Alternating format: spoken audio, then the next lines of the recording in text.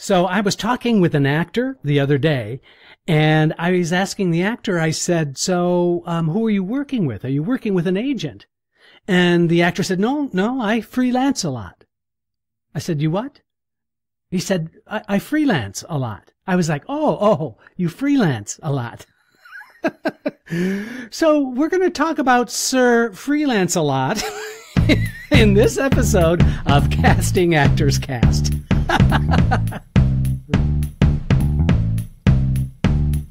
Welcome to Casting Actors Cast. It's the podcast for actors in the business of show with casting director Jeffrey Dreisbach. Visit us at castingactorscast.com for more information. Please remember to subscribe and like Casting Actors Cast. Here is your host, Jeffrey Dreisbach.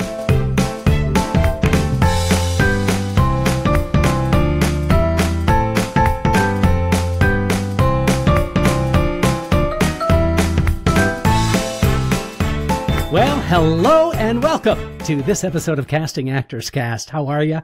I'm Jeffrey Dreisbach, casting director with McCorkle Casting in New York. Hope you're having a really, really good day. If you're a new listener to Casting Actors Cast, welcome on board. Come join this wonderful community of actors who are participating in this kind of cool experiment called Casting Actors Cast, the podcast for actors from a casting director. Also, if you're new, I want you to know that you can go to the website, castingactorscast.com, all one word, and you can find some freebies there. You can find a free downloadable PDF book called Conversation Pieces Out of the Studio, the voiceover workshop for professional actors. That's absolutely free of charge. Also, please, if you've been a listener of Casting Actors Cast, and I know you're out there, we're well into 16,000 plus downloads of the podcasts, and I couldn't be more grateful to you for that. But I am going to ask you a favor. If you are a regular listener, if you've listened a few times and you like what you're hearing, maybe there's been some valuable information there, maybe there's been that one tip that maybe made a difference in your day, then I really implore you to go to iTunes or YouTube, the Casting Actors Cast channel on YouTube, because we're also simulcasting this as a podio, a podcast video. I would really love it if you could do a thumbs up, if you could subscribe, especially on iTunes. I'm really trying to get my numbers up there so that more and more people can take advantage of the information that I'm trying to provide. Finally, if you go to the website, castingactorscast.com, there's a place where you can contribute to this show with Patreon, and you click on the Patreon, it'll take you to a page and you can become a member and you can support this channel. If it's done some good for you, then please feel free to click on support. I'm not asking for tons of money here. I am asking for you to consider if there's been something that's been helpful to you. Maybe you want to kind of give back by supporting the Patreon. I call it the Patreon. I don't know if that's really like the right way to say that or not, but I will tell you that I am trying to improve the equipment. All of this is being done on my own. I don't use any of the casting office's equipment to do any of these recordings or anything like that. This is all my own stuff, and I want to keep it that way. I kind of appreciate having that separation. There's no conflict of interest there. But I also would like to let you know that in addition to wanting to get better equipment and better quality production and better information for you, I also am taking a portion of the proceeds from Patreon and I'm giving that to Actors Equity Association Equity Fights AIDS. So there's a really good cause involved too. So for any amount of money that you can give me, a portion of that will definitely be going to Equity Fights AIDS. So that's all the promotional stuff I have to share with you. Let's get right to it, shall we? So, freelance a lot. First of all, when a freelancer tells me that they're freelancing, like, Sir, freelance a lot. Yes, I'm a freelancer. I think it's important that we define what that is. And well, let's take a look at the freelance life. Because as an actor, you're constantly wanting to find job opportunities. You're constantly looking for work. That's part of your job description, is to look for work. And there's a kind of very specific personality trait that I see in those people who are successful freelancers. And I want to share that with those of you who are freelancing. Maybe there are some tips here that can help you in your business. If you're not freelancing, if you are with an agent, then maybe you might want to think about some of those things that are within within your control that you might want to kind of take back. Instead of giving all of your career to an agent who might be helping you, you might want to take back a little of those choices for yourself. So I'm not telling you to drop your agent. I am saying that there are some additional purposes to being a freelancer that you might not have thought of. So let's get started with some of those, shall we? So what does it really mean to be a freelancer? Well, first and foremost, it really means that you are not being represented with one agent. So freelancers oftentimes will have 2, 3, maybe 4 agents at a time. And that means that they're not signed with those agents. They don't have an obligation to those agents in terms of a contract, but they are there to let agents know that if a job or an opportunity comes through that particular agent, then that actor will act upon that, so to speak, pun intended, and they will be obligated to that agent for the 10%. Usually it's 10% of what you make to that agent because they helped you get the job. That makes sense. Now, sometimes a freelancer will have different areas that they freelance with different agents in or with. For example, there may be a voiceover agency that is working with that actor strictly on voiceover auditions or opportunities that are out there. So that agent will call the actor and say, I have an appointment for you for this particular date and time. And that actor will go to the audition and they may or may not book the job. Or with freelancing now, with a voiceover agent means that you have your own studio pretty much, that you can go ahead and do some submitting to some of those jobs through that agency. So that's what a freelancer means in terms of being specific areas. So you might be freelancing with a film and television agent, or you might be freelancing with a theater agent. It all depends on who you've met and how you want to structure your own work output. So that's what freelancing means. But it really also refers to, in addition to having several agents or more than one, maybe just one agent that you're freelancing with, it doesn't really matter. It's still you are a freelancer. And that is that there's a component of being self-managed, that you are managing your own work. And that has some amazing benefits, but it also has some drawbacks. That's why we're talking about this today. The way to think about it is that you are your own personal contractor. As I've said before, that you are the CEO of your own company. And that means that you are in charge of every aspect of what it is to being an actor. So you're in charge of the marketing. You're in charge of auditioning. You're in charge of all of the tools that the actor needs at their disposal. You're in charge of getting yourself out there for auditions, for classes, all of those things that can help you in your career goals. And so being a general contractor means, in essence, you're kind of hiring yourself.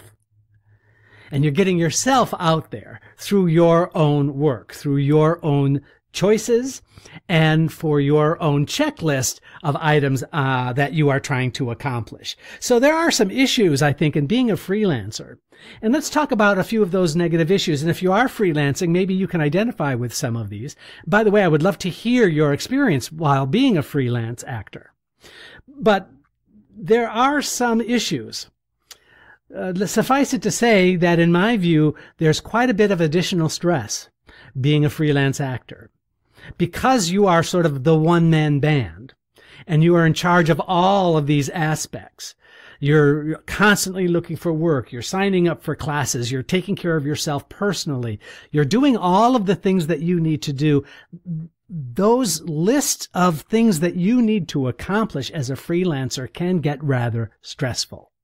You can stress out about money. You can stress out about relationships. You can stress out about, making ends meet, that you have a financial stream that's coming in that can help support your being a personal contractor. And that can raise your stress level up big time. For those of you who can't see me that are listening to this, I just kind of did my own arm thing that showed like a meter going. Never mind. It doesn't really matter. So that's one aspect of doing it. The other aspect is the isolation factor. Many times I know firsthand when I first started acting is that isolation was something that was really easy for me to fall into. Feel like I'm doing this all by myself. I'm going it alone. And that's a really challenging place to continue to work your way out of, because it is such a social business. It depends on relationships. It depends on networking. It depends on continuing to be forward thinking. And oftentimes we find ourselves, when we're working so hard and we have this additional stress factor because we are freelancing, there is a tendency to pull ourselves in, sort of isolate ourselves from the rest of the community. The other challenge, I think, that bears talking about is the constant fluidity of being a freelancer. That means the relationship that you have with one agent for theater, for example, that might be a fluid situation where the relationship isn't quite as strong as the other theater agent that you're freelancing with, and how you're sort of managing these two different inputs for job opportunities can not only be stressful, but it's always going to be fluid. That your relationship can get stronger with certain agents as you continue to go out and get good feedback and or book jobs. On the other hand, you maybe want this other agency because they're a larger agency, or they're getting job opportunities that this other agent isn't getting. And so maybe that relationship needs to be developed. So it's constantly in a fluid state, or as they say, a state of flux. I love that. You know what flux is, don't you? I mean, a plumber would put flux on when they're joining two pipes together. And the flux helps the joint. When you put the two things together, it sort of takes the solder and it makes a really good clean seal on the copper joints. Did you know that? I just happen to know that. So a state of flux, meaning that you really want this to be a fluid situation that connects really, really well. That's the metaphor for that, I think, anyway. Tell me if I'm wrong. Let me know. So you're always moving. So there are qualities that I see in really successful freelancers that I want to share with you. These qualities are things in their personality or in their way of doing that makes them very, very successful. And let's talk about a few of them. One is that, from my experience, freelancers are extremely well organized. So are you extremely well organized? Ask yourself that question. Be honest with yourself. If you're extremely well organized, in other words, you can compartmentalize each of these areas in such a way that you can address them with full attention and focus and then move on to the next, so that any additional outside input, you can suddenly categorize and put these in the right category and be clear about how to deal with each of those areas. So if you're an extremely well-organized person, then being a freelancer is probably a really good thing for you to be doing right now. Now, that's not to say that you'll be freelancing for the rest of your life. Ultimately, as an actor, it just kind of makes sense that you're eventually going to have people who are going to represent you in some of these areas. So stay open to that idea. But there are many, many actors who are really successful freelancers, and the component that they share with each other is that they are very, very well organized. The second thing that I find in freelancers is that they have access to all kinds of resources all the time, that they really know how to get questions answered. Not only questions, but situationally, they know who to talk to or how to get problems addressed very, very easily. And that means, and that's the third point, the third point about that is that they are really well connected in terms of networking.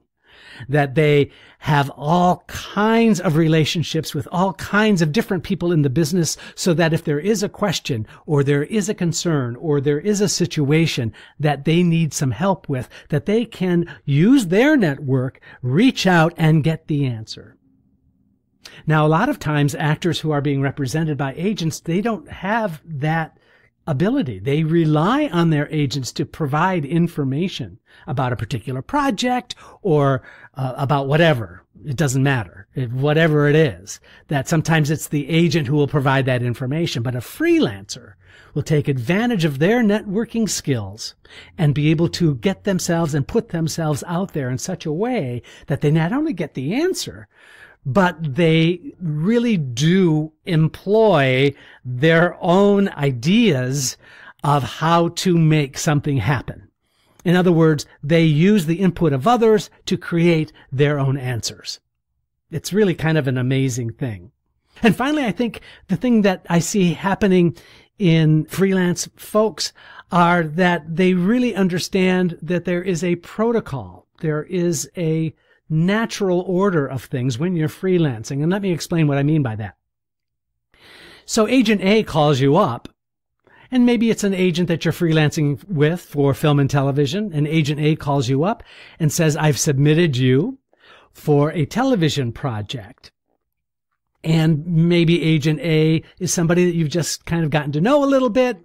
Maybe, and of course you want to say thank you very much, and you take the information down about the project, and they're just submitting you, meaning they're just sending that information to the casting director for considering you for a particular part. Now let's just say Agent B calls you 5 minutes later and says, oh, I'm going to submit you for a television show. And guess what? It's the same television show. And this happens more than you might think. So now Agent B is submitting you for the same thing. So let's just say, for the sake of discussion, for the sake of this exercise, that Agent B is a more powerful agent. Maybe Agent B is an agency that you want to work with. Maybe Agent B is the better choice in terms of getting you an audition for that television project. So what do? So the moral dilemma is, and the unwritten rule is, that whoever gets you first or lets you know first is the agent that should be responsible for that project. Now, that's a tough one, right? Maybe you have a better relationship with Agent B, or you want a better relationship with Agent B, so that if you say, thank you, I'll thank you for letting me know, and I'll accept that submission, and let me know if you can get me an audition. But maybe Agent A is the one that called you first. How would you handle that? It is truly a moral dilemma. You have to answer that question. You know what?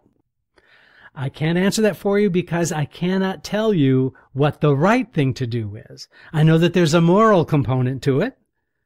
If Agent A is on the ball that gets you first, then maybe they should and deserve to get whatever happens, whether you get that audition or not. On the other hand, Agent B might get you the audition, but they weren't the first ones to call you about that. Now, there's another whole side to this freelancing thing when that happens, and that is you might just piss Agent B off because you'll say, oh, I'm sorry, somebody submitted me for that earlier. Very, very sorry. Agent B might say, well, okay, fine. Well, let me know, whatever, bye. You might have just put yourself in jeopardy because that agent now either has to decide that they have to work a little harder on your behalf to get you first, or more likely, that agent may say, well, if they're already working with somebody, then maybe I don't need to even bother working with them.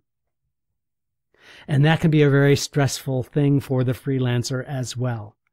So sorry about that. I'm presenting all of these issues that could happen that are kind of negative and upsetting, but that's the life of a freelancer, I think. So that's hard, right? You'll have to decide how to play that out, depending upon your relationship with any of these people.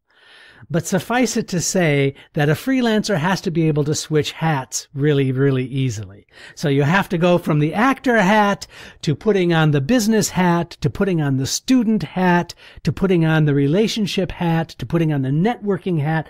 There's all kinds of hats that you have to wear. And I have found as a commonality, good word, that freelancing actors are able to switch hats pretty easily.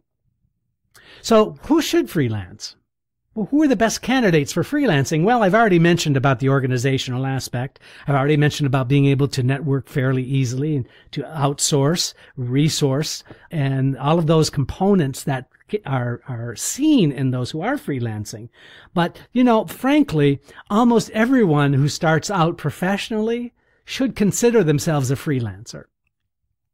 And I know it varies by the opportunities that are available out there to you.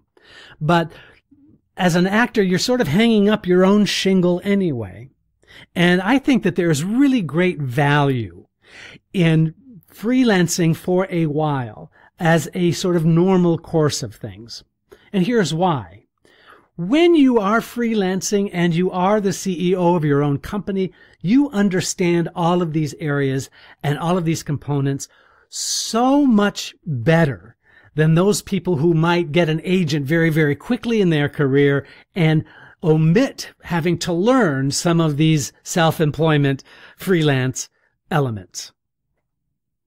So I'm not saying that getting an agent interested in signing you right away is a bad thing, far from it. But I am saying that that actor that goes right away into an agency and makes a commitment to that agency, and that agency hopefully makes a commitment to that actor, that they're missing out on other components that can really make a valuable career, or a career that lasts a long time, because you've had experience in each of those elements.